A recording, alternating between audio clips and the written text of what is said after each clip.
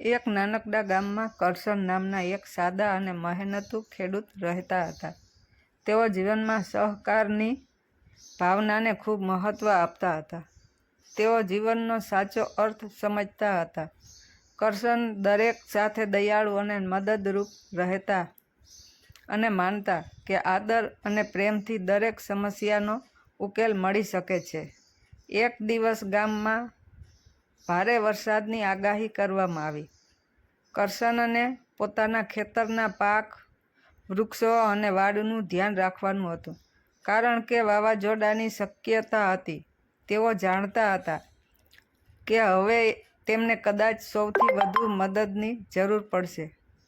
ત્યારે તેમને તરત જ વિચાર આવ્યો, જ્યાં એકતામાં શક્તિ છે, ત્યાં આપણે બધા સાથે મળીને એકબીજા માટે ઉપયોગી થઈ શકીએ છીએ.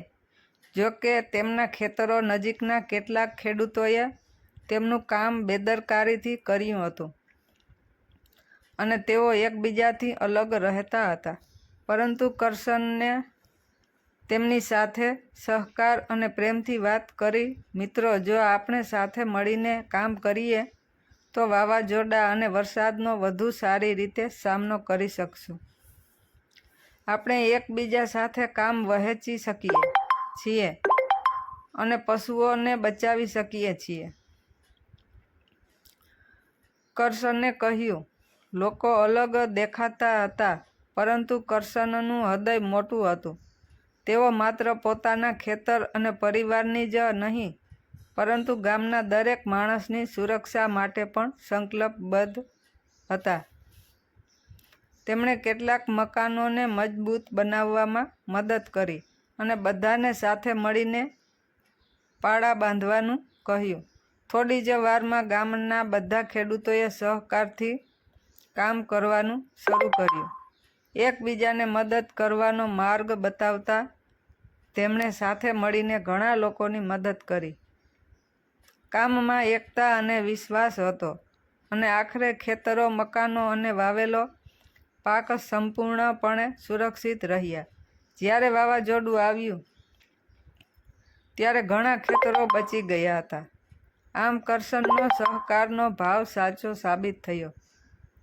ગામના લોકોએ સાથે મળીને કામ કર્યું હતું અને એકબીજાને સહકાર આપીને પોતાનું કામ સરળ બનાવ્યું હતું.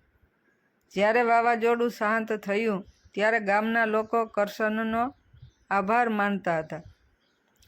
જ્યારે તેઓ વાત કરતા ત્યારે કરશન હસતા અને કહેતા, જે સહકાર આપે છે તેને સહકાર મળે છે. કરશનની આ વાર્તા સાબિત કરે છે કે જેટલો સહકાર આપો તેટલો સહકાર મળશે.